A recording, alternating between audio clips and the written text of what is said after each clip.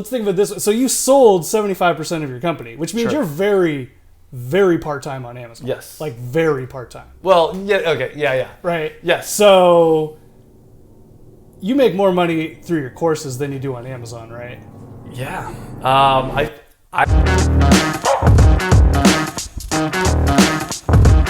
Today I have Travis Marziani. He is a 7-figure seller on Amazon, and he's agreed to come in. He's visiting Seattle, and we're going to do an interview today.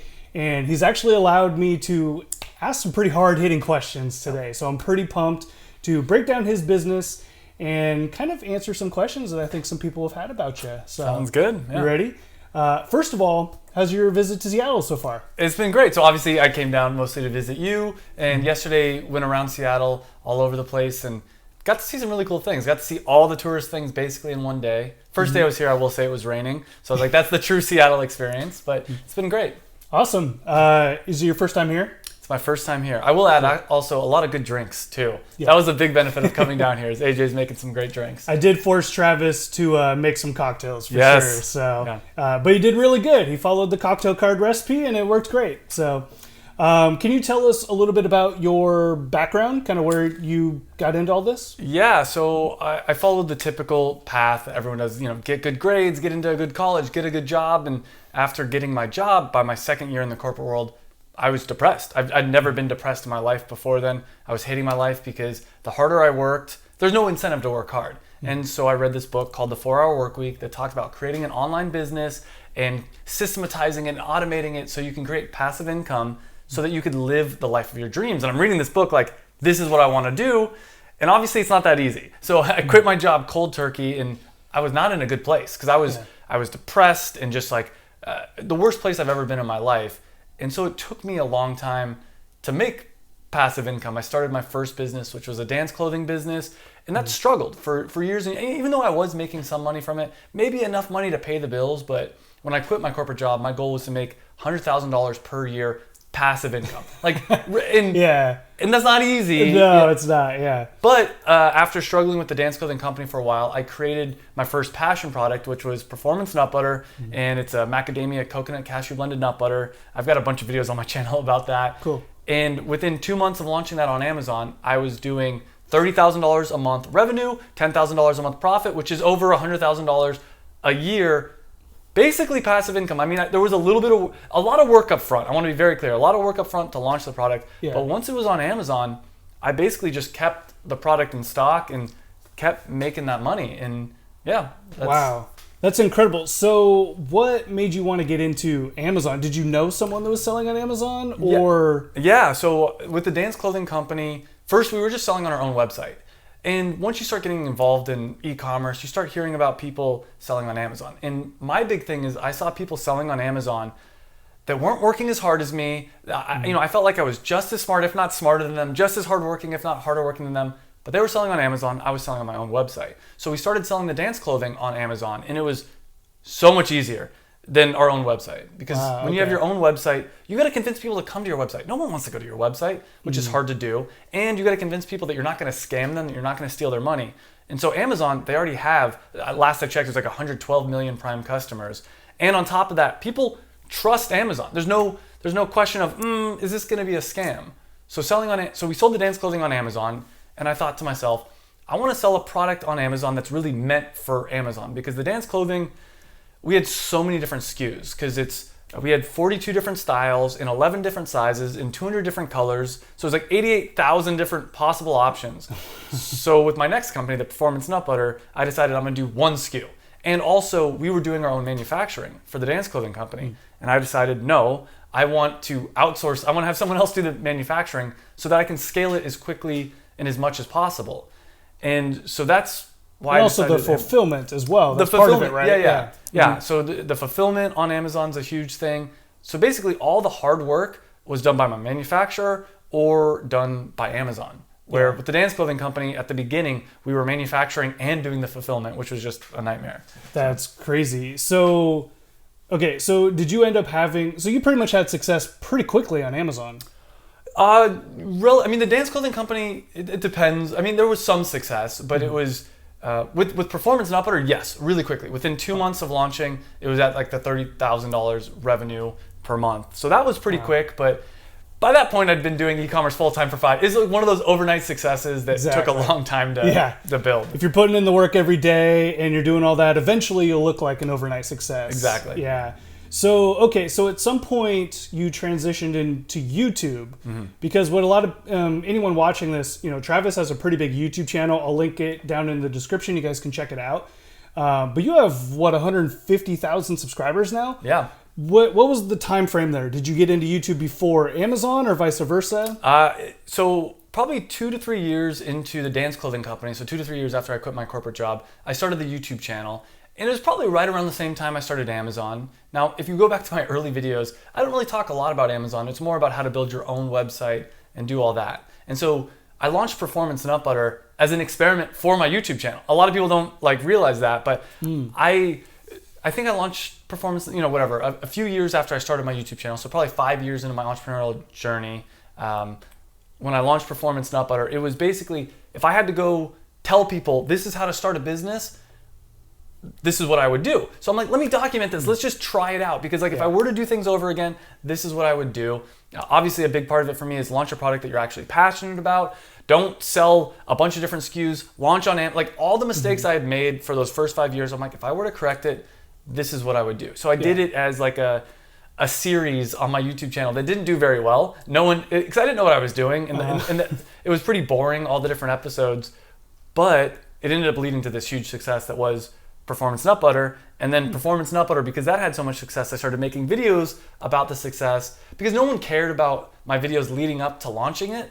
But after I had launched it and after it had been successful, they're like, whoa, how'd you do that? And so then I released videos saying, here's how I did my first year on Amazon. So that you kind of started them, I guess in business terms, relatively around the same time. YouTube was probably 3 years before Performance Nut Butter. Yeah, Performance Nut Butter. But it took a lot longer to get success on YouTube. Oh, it took me a long time, yeah. So I guess my question is, which one do you like more? YouTube? It's changed. It's gone. So when I first launched Performance Nut Butter, I liked Performance Nut Butter way more. And you can see around the time that I launched Performance Nut Butter, I think I was still releasing one video a week, but the videos were pretty mediocre. The thumbnails were pretty mediocre. I didn't put a lot of effort into them.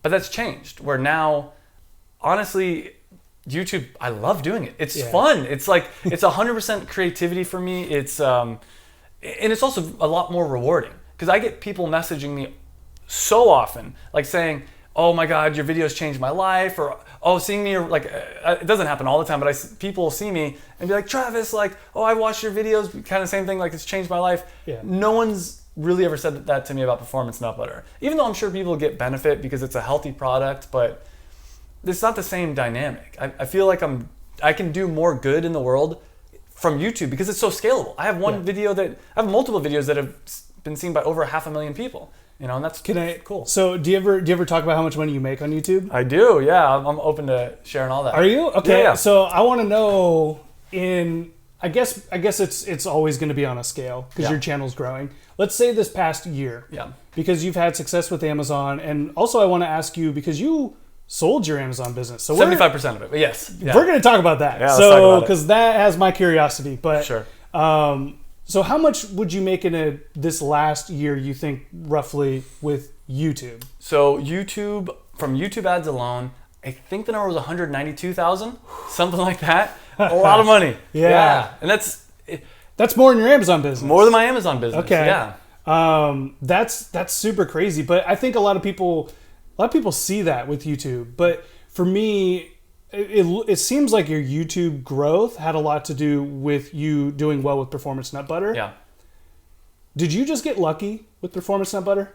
I would like to think no. That's a big question. First off, yes, there's some luck involved. Mm-hmm. Always some luck involved. Any successful person that says there was no luck, they're kidding themselves. Yeah. So there was definitely some luck, 100%. But this was 5 years into my entrepreneurial career.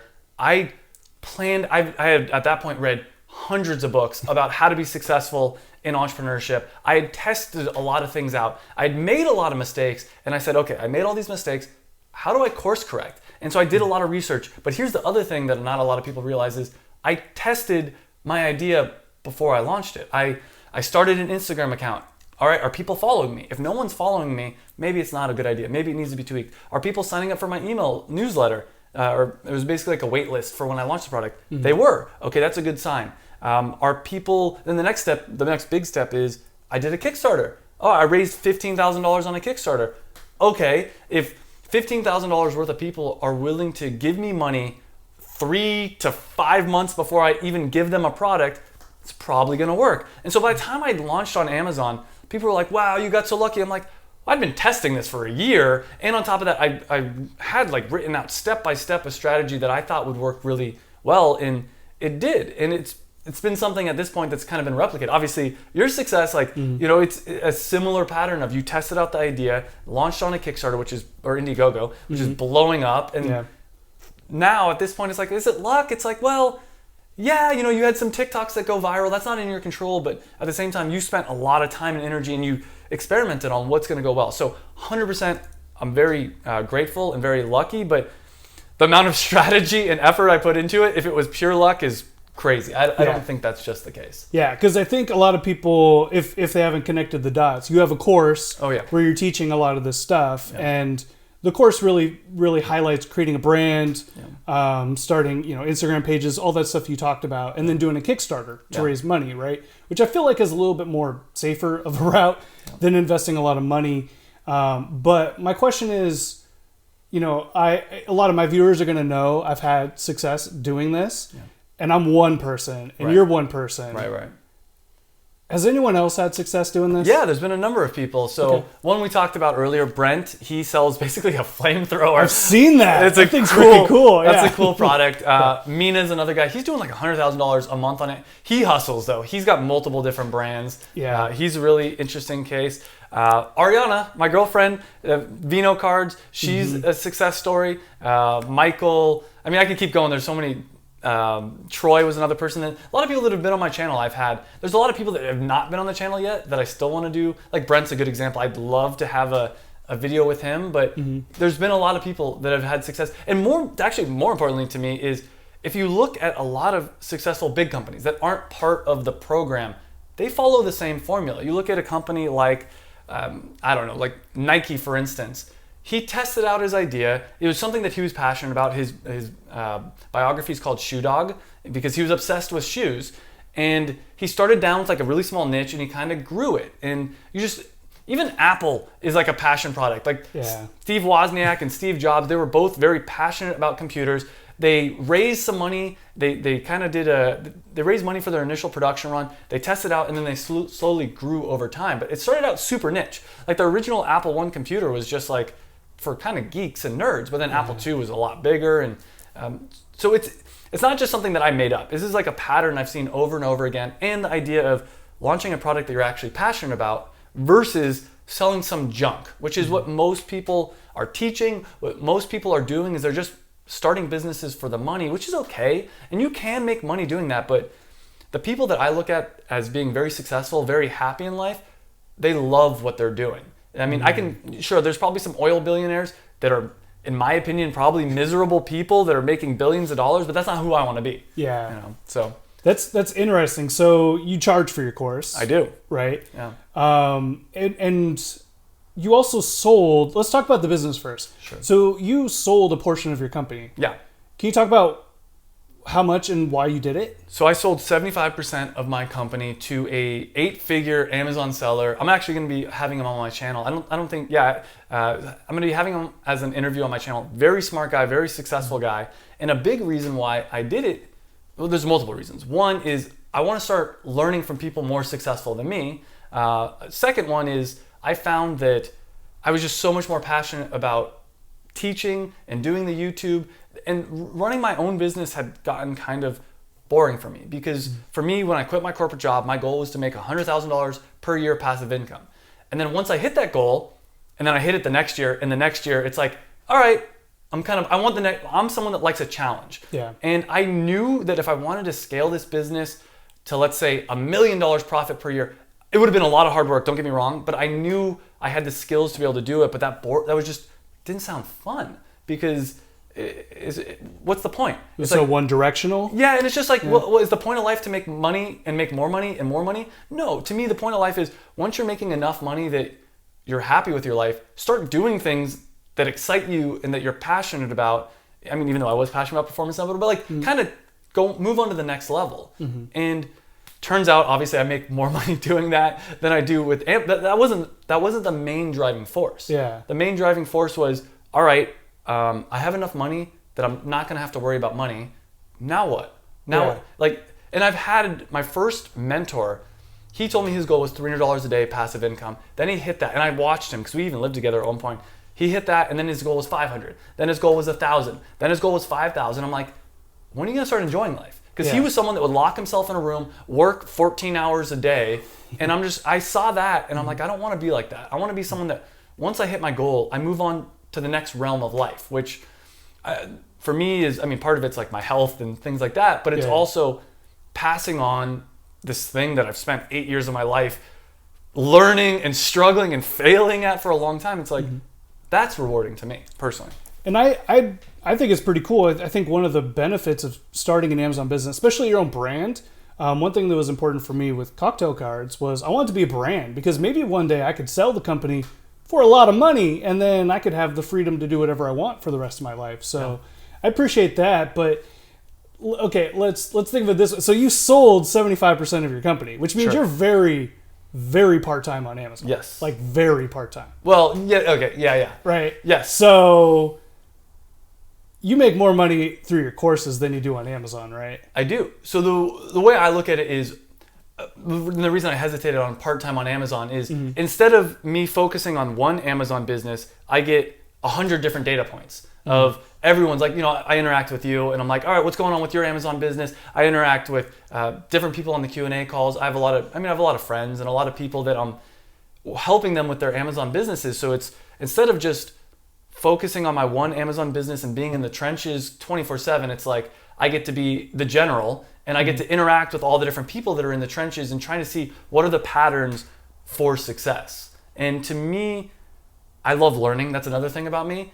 And there's only so much you can learn. I mean, you can learn a ton. When it's your own business and you're focused on one business, you're very tunnel vision. When you can step out of your own little bubble and see what everybody's doing and see the bigger patterns. And honestly, a big part of it for me is learning how to be kind of a coach and helping people, because a lot of the issues that people have with their Amazon business has nothing to do with Amazon. It has to do with their own mental blocks and it has to do with things like that. And I think a big part of my next stage of my evolution is not so much thinking about the tactics, is thinking about like the bigger principles that lead to success, if that makes sense. So with my own Amazon business, yeah, I'm very part-time, but that's very much on purpose. And I get to learn a lot from everybody else that's doing it and still stay up to date on all the latest information. Yeah. Do you find where's the morality in the fact that you're not building an Amazon business anymore, but yet you're teaching other people how to build an Amazon business? Well, so there's a few things. So one, I'd still say I'm building an Amazon business because even if I only own 25% of Performance Nut Butter, I interact with the co-owner at least weekly, and we're talking about like what's the bigger picture. So I'm learning from someone way higher up than me. And then on the flip side, I'm working with people like you, and I'm saying, hey, let's grow this Amazon business. I'm working with 30 students a week on the Q&A calls on trying to grow the business. So to me, the morality is I'm still in it. Not to mention the fact that I've been doing it for 8 years, and at this point, a little over 8 years. And so the way I like to think about it is, if you look at, let's say, like the Michael Jordan and the Kobe Bryants of the world, that's not my goal. My goal is not to be the best Amazon seller in the world. I want to be the Phil Jackson. I want to be the guy that coaches these people to be better than he ever was. Because Phil Jackson, he played basketball, wasn't very good. I mean, he was okay. Yeah. He was mediocre, but he's going to go down in history as one of the best coaches of all time. And I hope to do something similar where I still have plans to launch another Amazon business that's pretty much going to be my own Amazon business. But what I'd rather do is start taking kind of more the investor role and advisor role, because also it's a lot more fun not having to do all the grinding work. Like you're doing all the labels right here. And and I thank you for doing that, but it's not fun. Like I've done that. I've been doing that for years and years. And at a certain point, something that a lot of people don't realize is you got to graduate to the next level at some point and say, and even for you, I guarantee 2 years from now, you're not going to be in there doing label. I mean, hopefully even sooner than that because getting it on Amazon. But 2 years from now, when Cocktail Cards is a multi-million-dollar company, you're going to have employees. And it's like, well, what's the morality? And you're not actually in there shipping boxes. It's like, yeah, no, I've graduated to the next level where I see a higher level view. So that's how I look at it. And I'm sure other people will have different opinions of it. Yeah. So how much do you charge for your course? $997. $997. Yeah, okay. Which I guess that gets a lot of flack because it ends in a 7. A lot of people are. Does that make people buy more if it ends in a 7? Supposedly, I've heard some studies on that. I've heard that, and because I think if it's $999, people just round up to $1,000. Yeah. $997, whatever. It's just like a number. So roughly $1,000. $1,000, yeah. It's a lot of money. It is a lot of money. Is that a fair price? You think? Yeah. I personally think it's a very fair price, and the reason is. First off, the amount of pain and struggle I went through, I've condensed down 8 years of information into $1,000. I would pay pay at least $100,000. I'd pay $1 million for that information. Obviously, $1 million is not a fair price. $100,000 is not a fair price. To me, $1,000 is the minimum for someone to say, "Hey, I value this amount of information." So the way I break it down is, first off, $1,000 sounds like a lot until you compare, like, what is that? That's like a 3-day vacation to, Miami or whatever. Yeah. So it's like, okay, you have a 3-day vacation to Miami or the seeds of knowledge to build that I use to build a multi-$100,000, $1 million business. To me, anyone that's like, well, I don't know if it's worth $1,000, I'm like, cool, you're not at a stage of your life where you're ready for this. And I think there's some people that aren't. Like I get messages all the time saying, hey, can I get the course for free? And I'm like, look, I've got hundreds of hours of free material on my YouTube. The course itself, it's going to say, the way I also look at it, it's going to save you at least 100 hours. And if you're making minimum wage, that's over $1,000 value. It's going to help you avoid mistakes that I've made that have cost me tens of thousands of dollars. So a lot of people I think are pinching pennies and they're trying to save the $1,000, but they're not seeing the bigger picture of, right, knowledge is worth a lot of money. That this knowledge could help me start a 6-figure even if this only helped me make an extra $1,000, it's break even plus you get all the knowledge for free. And so I honestly think I'm undercharging at $1,000, but the reason I do that is because I'm trying to help people like me 3, 4, 5 years ago. Me 5 years ago, that Travis that was struggling at entrepreneurship, he was cheap. And he wouldn't have paid $2,000 or $4,800 like a lot of the other Amazon courses are. So I'm like, all right, I honestly think I'm undercharging for that, and I'm sure that a lot of people disagree with me, but not only does it come with all the video lessons, it comes with a weekly access to me, weekly Q&A calls. It comes with some one-on-one calls. It comes with a whole community of people.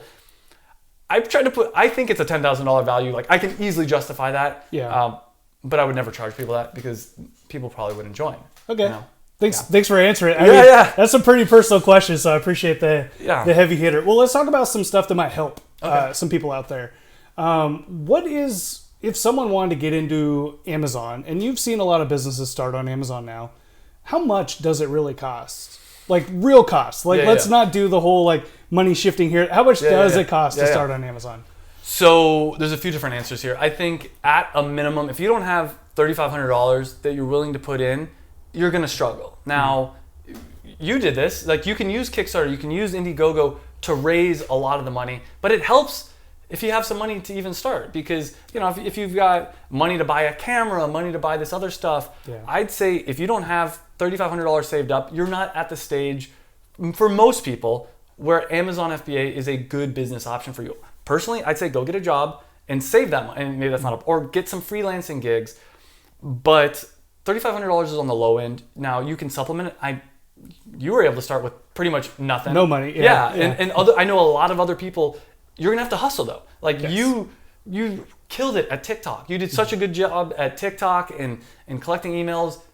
The more money you have, the easier it is to start your Amazon business. The less money you have, the more you're gonna actually have to put in your own time, effort, and energy. So somewhere between $3,500 to $20,000, because if you want to raise any money with Indiegogo, probably would have cost around $20,000 to start the business. With how much we ordered. That's true. Yeah, we had a unique situation where we had money that we raised. Yeah. So we did a much larger order, which made it go. But I'm sure there's some people out there where their passion products are just flat out more expensive to make. Totally. So maybe 3,500 to 10,000. Yeah, because we ordered 1,500 units on the first run, which never would have done. I would never advise that for someone. I'd say maybe start with it depends on the category, but 300 to 500 units. Yeah. And so I'd say $3,500 to $10,000, but you don't need that much. You can do an Indiegogo, you can do a Kickstarter. But at the same time, if you have $0 saved up and you've never been someone that's good at saving money, I don't think you've graduated to the level where you're ready to be a Amazon FBA entrepreneur. Personally, I think you need to understand how to save your own money first. I agree with that so much. I feel like so many people are out there take out your credit cards if you can't, and learn how to do this. And I just think that's such a bad piece of advice. You're going to scramble and you're not going to do things the right way. Yeah. And you're going to try and just do everything on your own, which is so hard. Yeah. It's so hard. So you talk about, your whole thing is about passion products, right? We've heard it. That's all you've been talking about so far. But most people out there probably say to do private labeling. They do. Can you talk about the two and why you think a passion product and explain the difference between the two? Yeah, so I'll start with the difference. So private label to me is taking any product from Alibaba or any generic product and just slapping your brand on it and putting it on Amazon. Mm-hmm. And that used to work really well. So that's the thing that people maybe don't realize is that 5 years ago on Amazon, 7 years ago on Amazon, there was so much opportunity and there was a lack of products on Amazon. So, the toilet plunger, there wasn't a good toilet plunger. So if you just went to Alibaba, bought a toilet plunger for $1, slapped your brand on it and sold it for $10 or whatever, you'd be making good money. Mm-hmm. But now a lot of people have done that, including China themselves. They're taking products, they're selling it on Amazon. Well, even Amazon themselves. Yeah, Amazon. They have Amazon Basics. And so to me, that's private label. And there's different tiers. Private label is a spectrum. There is what I was just talking about right there on one end, where it's just taking a product, not making any modifications, and just slapping a boring brand on it. Then maybe the next step would really creating, let's say you have flat, water, Hydro Flask type things. Mm-hmm. You could create a really powerful brand. Maybe this is the flask for outdoor hikers, and if you're not a hiker, don't buy from us. But if you are a hiker, you need to buy this. That's a little bit more powerful, but it's hard because on Amazon itself, when people are shopping, they may care about the brand, they may not. The next level would be taking that and making some kind of modification that actually does make it better for hiking. Maybe you have. This is a terrible example, a compartment for snacks or something like that, or whatever weird little thing. And it's got a really powerful brand. It's okay, well, now if I'm a hiker, there's actually a benefit to buying this. It's not just the brand. But then to me, on the farthest end of the spectrum is if you are an avid hiker, you have a TikTok about hiking, and you want to spread the word about hiking, and you found that you wish there was a better water flask out there, and you created this product because there's nothing else out there that is good enough. That's the ultimate. That out of this entire spectrum, if I had to bet money on who's going to succeed, it's that guy. Mm-hmm. That person or gal is going to completely crush the person that's just taking a generic water bottle and just saying Steve's water bottle, because there's no benefit into that. So to me, passion product's a term that and there's a range with it's a spectrum as well. Mm-hmm. Passion product's something that you actually wish existed in the world, that you believe in, that you're willing to be a brand advocate for, and you understand the product. Because if you've never gone on a hike in your life and you never needed a water bottle and you're trying to sell water bottles, you're just guessing. And that's what I did with the dance clothing company. The dance clothing company, I had never danced before. Mm-hmm. My mom, I partnered with my mom on it, and she had been sewing dance clothing for many years. So she had an idea about it, but when I was designing the website, I was I don't know, girls like pink, let's make it pink. I was writing, when I was trying to do marketing, I would be writing articles, top 7 dance tips for dancers, and I had no idea. It was draining because I didn't know what I was doing. Compared to that with performance nut butter, which I was passionate about, I'm top 7 keto snacks. I know this because I'm curious about this myself. So it's much easier to do a passion product. And the reason why I think passion products are better is, one, it's just going to be easier to work on. You're going to have way more energy. It's going to be fun. You're going to already know who all the different influencers are, so you can contact them. But then also, to me, a passion product is also creating something that does not yet exist. And if you're creating something that, cocktail cards, there was no cocktail cards before that. So if you're creating something that does not yet exist, you're going to have more success because people are like, oh, I want to learn about cocktails, but there's no like easy flashcard. Sure, you could read a book, but that's not a great way to learn. The flashcards are a better way to learn. Yeah. So they have no choice but to buy your product because Exactly. it's the only thing. Exactly, And you're yeah. passionate. Like it's just, Yeah. it hits all the things. So what happens? So a big part of a passion product then is building a brand, right? Yeah. What if I didn't want to get on camera and record videos? What if I didn't want to build a brand? Is there a way to still do that? Yeah, Or, okay. there is. It's harder. I mean, just it either requires more money. It probably would require more money, or it's a little bit harder. And one thing you can do, and I've seen people do this, is hire influencers to be the face of the brand. Or even with performance nut butter, I just don't like taking Instagram photos. I would send free product out to influencers. They'd take amazing photos, and I'd post it on my Instagram. Plus, on top of that, they were then the brand advocate, and they'd be posting on their own Instagram about it. So you absolutely can do this, and you do see this sometimes with big businesses, but they also have big budgets. Exactly. Yeah. And so for me, the people that I love working with are people like you, people like Ariana, people like even Brent, he's not super the face of it, but he's okay to be the face of it. Yeah. Those are the people that I think are most likely to have success because, as you know, people like buying from other people. They don't want to buy from some big faceless company. They want to buy from AJ and support his company. And so it makes it a lot easier if you're willing to be the face of it. But it's possible without doing it. Yeah, absolutely. So when creating a brand and you're really creating your own business, do you need to have the idea up front, or can you kind of start Amazon, or at least the process, and kind of adjust as you go? So I think you should, it helps if you have the idea up front by a lot, but I think you should at least have like a general idea. Like for instance, let's say you want to create a keto snack. I'm going to create a keto snack. You can start the process, not so much on the Amazon. Like I wouldn't recommend signing up for your Amazon account, but you could start building a community, building a tribe. And as you're doing it, it's around the keto diet. And then you start asking people, hey guys, I'm thinking about this snack or this snack. And then people say, what about, a nut butter? What about no one's doing whatever weird thing, like keto-friendly jelly. Like I want someone to do something like that. Yep. And then you get all these ideas. But to me, really the community you can start with. Now, it is kind of easier to build a community if you already have a product idea, because you can say, hey guys, I've got this keto nut butter. I'm going to be launching this product soon. What do you think? But I've seen people do it a lot of times influencers. They'll do it the opposite way, where they build a really big community and they start realizing that, people need this keto snack.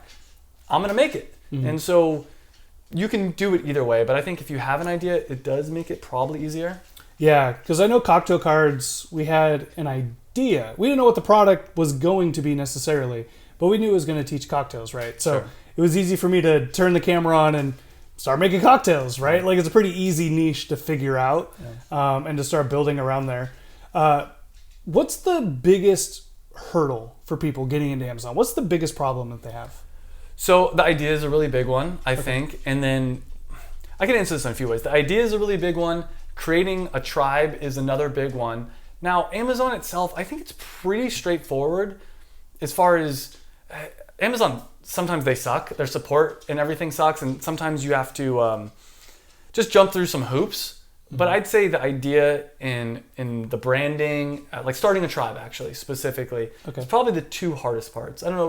What do you think? Yeah, the idea was my biggest struggle. In fact, we collabed on the idea. It wasn't fully my idea, which seems so obvious. I was a bartender, and people were asking, and I've been thinking about starting a YouTube channel with cocktails like 4 years ago. It's kind of crazy. So, but the process of coming up with the idea of like, hey, this could be a thing, that was hard. Yeah. That was really hard. And the brand building, it may depend on the person. I feel like it's easy for you. Yeah, I feel like for me, and when we talk about building a brand and building a tribe, a lot of people are going to wonder, what the heck does that even mean? Sure. Can you talk a little bit about like what is, and you could go really simple on this, like what tasks are you doing to build a tribe? How does that work? So basically what you're doing is trying to create a following. So social media is probably the easiest way to do it. You could do blogs, you could do a podcast, just any way you can get a lot of people to pay attention to what you're doing and hopefully give you an email or something like that so you can let them know that this product's coming. Now, another aspect to it is maybe creating a Facebook group helps solidify the tribe or some kind of community where people can interact with each other, because otherwise it's just you that have control of this email list, like talking down to all the peasants, like, hey guys, it's coming out soon. It's cool if you can actually have a legitimate community where it's everyone can kind of talk to each other. So that's the basics. Cool. So like a social media, putting content out there that's related to your potential product. Yeah, right? that's one of the easy. I mean, you could also do paid, like some people don't want to do that. You could do paid ads where you collect emails by just saying, hey guys, I'm going to be launching this product pretty soon. If you want a free sample, click on this ad. You could do paid ads in the sense of posting on people's Instagrams or TikTok, like paid collaborations. There's lots of different ways to do it. The way I prefer is definitely social media because it's free. Yeah, it's free. I like the free part. Free is good. And it's powerful. And it can go viral. Yeah, it can go viral, like you've experienced now. Yeah. That's pretty incredible. I think a lot of people really struggle with the marketing side of things, which I get. It's totally understandable because it's something none of us have really done until we try running a business. And it's really valuable. It's really where all that stuff. So I know you have a meeting to get to real quick. Actually, your group Q&A, right? yeah, the Q&A. Cool. Yeah. Can you let them know how they can contact you? I'll make sure to have links to everything down below for you. Yeah, I mean, honestly, check out the YouTube channel. That's the big. I have so much free content on there. There's even a free Amazon course. Actually, I don't know if you want me to say it because then. Oh, it doesn't matter. We'll put it down there. Okay. Why not? I got you. Free Amazon course. Yeah. Contact me through that. I have my information if you want to actually contact me specifically. Email address on my YouTube channel. But check out the YouTube stuff first before you ask like the basic questions. Is my general advice. Awesome, man. Well, thanks for visiting Seattle, enjoying the city, and stopping by for this interview. I appreciate it. Thanks for having me.